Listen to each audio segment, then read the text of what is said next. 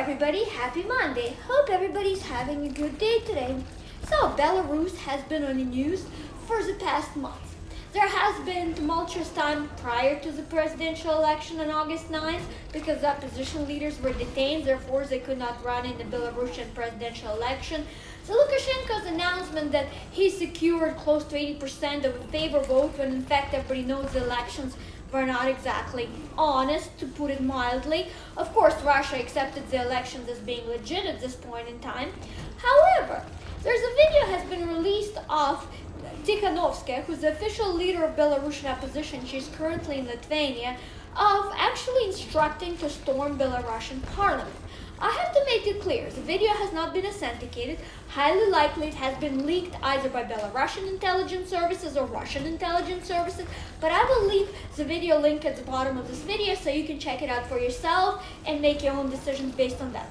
Another big news coming out of Belarus is Alexei Zerman, who is a political scientist and one of the respected fellows in Belarus, made a statement or actually gave an interview to some people who are close to Lukashenko, are actually contemplating the request, or actually, well, they'll have to say yes, since Russia allowed Lukashenko to refinance his debt, created a special unit for special forces in case there's extremism occurring, that they will aid to keep Belarus secure and safe in case protesters get out of hand.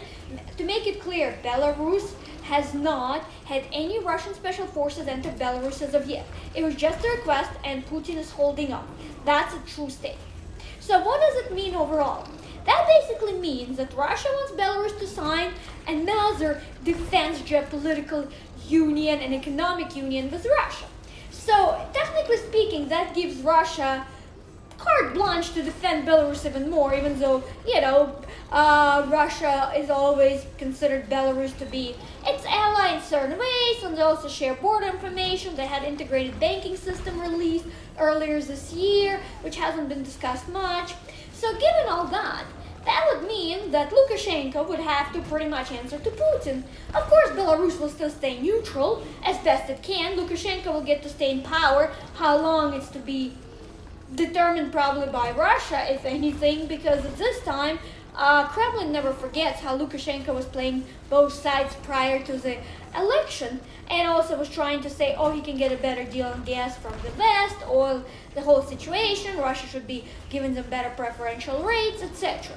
And Russia was very adamant about refinancing Belarusian debt. Well, of course, over the weekend, Russia said yes. I'm not sure if it was Putin's gift for Lukashenko's birthday, because this weekend he celebrated 66 years old, and of course appeared in front of cameras with bulletproof vest and a machine gun. Nevertheless, for the tyrant, that would be right attire, we could say that. At the same time, we also know Tikhanovskaya is not a leader, and she's not ever going to be president of Belarus. She was stating that before. She was just trying to change Belarus and show opposition, but she's not a leader, even though now she's making certain demands.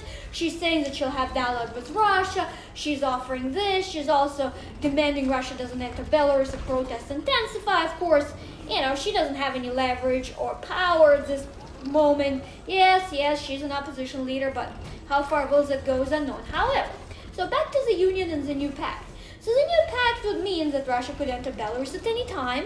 Also, because Belarus has close borders with Poland as well, and NATO has been strengthening its positions in Poland, including US troops relocating from Germany to Poland, that also means that Russia's understanding and the way Russia is positioning itself, because NATO has been doubling up on borders and having their personnel close to the Russian borders, Russia has a right to defend itself and also has a right to defend Belarus.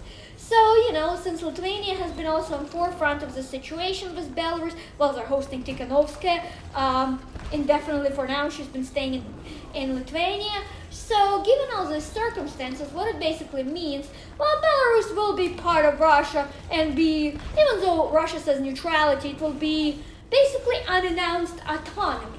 The only big difference between Belarus and Ukraine, because Ukraine obviously has severe challenges with Russia and everything that happened since 2014, especially the Crimea annexation, is that Belarus is united. If in Ukraine you have west and eastern part of Ukraine, western Ukraine is pure Ukrainian, has Polish roots. The eastern side tends to have more Russian-speaking people and a little bit different feel of the whole situation. Belarus has one thing going: they're united. They don't have any disputes over language. They don't have disputes over. They just want changes. They're tired of being Lukashenko in power since '94. They want change. Young people want change, and it's fair to say nobody should be a lifetime governor of any country. That is just absolutely ridiculous. Lukashenko should just retire. That should have been done. No, there shouldn't be Tichanovskaya. There should be some other worthy opponents. They should be allowed to run. They should not be arrested on bogus charges of tax evasion like Tikhanovskaya's husband is, even though I'm not really sure how much he qualified to run as a president. At the same time, in a democratic society, everybody should have a chance to run if they want. If they're successful or not, let the people decide in an honest, clear election. No ballot tampering, no fake results, no power outages, or in this case they had internet outages everywhere where people could not log in online. There's only a few satellite phones that were working, so that's why when the election day happened, even though Lukashenko's reasoning was so opposition will not gather and extremism will not happen, he did it purposely to hide the results. It's known, it's all known the election was rigged, but nevertheless, let me know what you think about the leaked video about Tikhanovskaya instructing to storm the parliament, which obviously that would be very wrong if she did that, because that's not what you do, because that's not a peaceful protest, and that's not how democracy works, because then you're one away from coup, and then again, and then in that fact, if that was the case instructed, she would possibly create a huge problem because Russian special forces entered that point, because it would be construed as extremism. You know, there's going to be casualties on both sides, and nobody needs to be involved in that type of conflict. At the same time, what do you think about the union? I'm sure in the West, nobody agrees with Russia and Belarusian union. However, if anybody knows anything more about it, if anybody has different opinion about it, or would like to provide more information if they have it, please subscribe to my channel, comment, and also you could read my articles under www.communalnews.com, Kristina Kitova, and thank you for watching, and have a great evening. Thanks again, everybody!